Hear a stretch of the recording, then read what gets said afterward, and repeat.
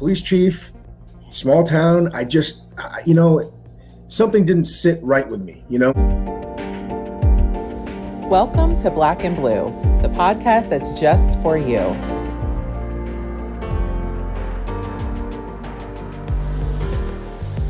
We bring solutions to everyday problems.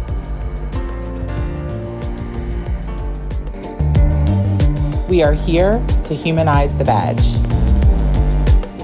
By interviewing first responders and discussing their trainings, experiences, and publications.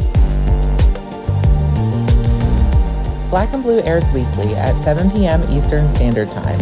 Tune in. Yeah. This was right in the forefront. And as a police chief, small town, something didn't sit right with me, and so I went over there.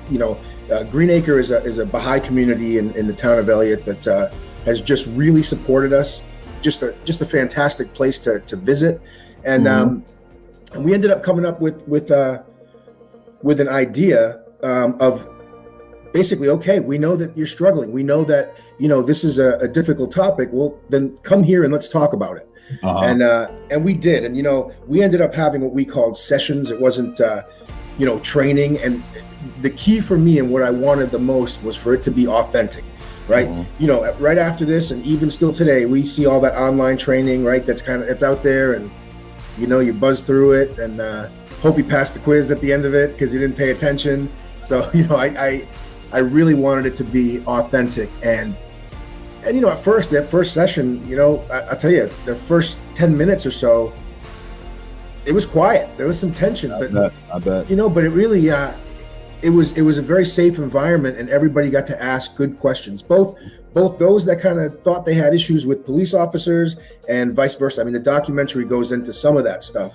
Right. And it wasn't but minutes that we were, laughing, having a good time, and the conversation, really just became deep.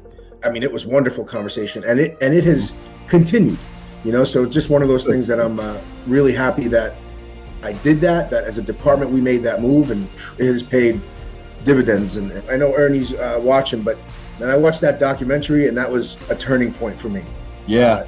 That was amazing. That's just what I needed to see to say, okay, this is it. This is, how do we do this? And I know San Antonio is much bigger than we are, but how do we do this? And we did.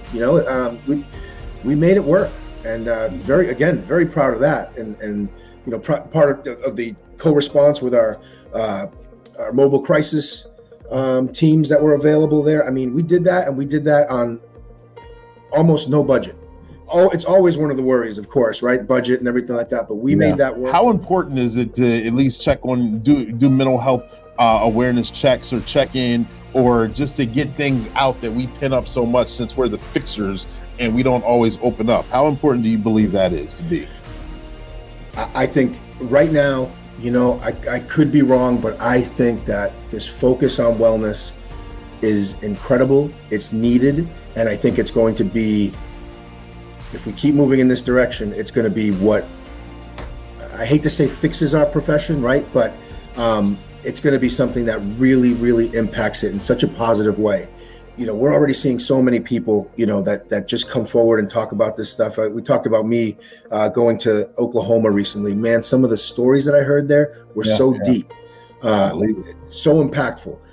I talk about it openly. It was a point in time where it was like a lot going on. I feel good. I feel like a weight is lifted, and I started talking about that with the guys. I mean, there was nothing deep. I felt very comfortable talking about it, but just, I always say, like, my head was nodded, and I just needed to needed that third party to help me unknot my head and get my direction kind of going back at a fast pace. And as I talked about that openly, again, the conversations, which were already deeper and better from some of the stuff we did, it improved even more. We all want to be heard, and we all want to help one another too. I think it comes down to how we go about doing it. This is a big problem. How are we ever going to get to the bottom of it?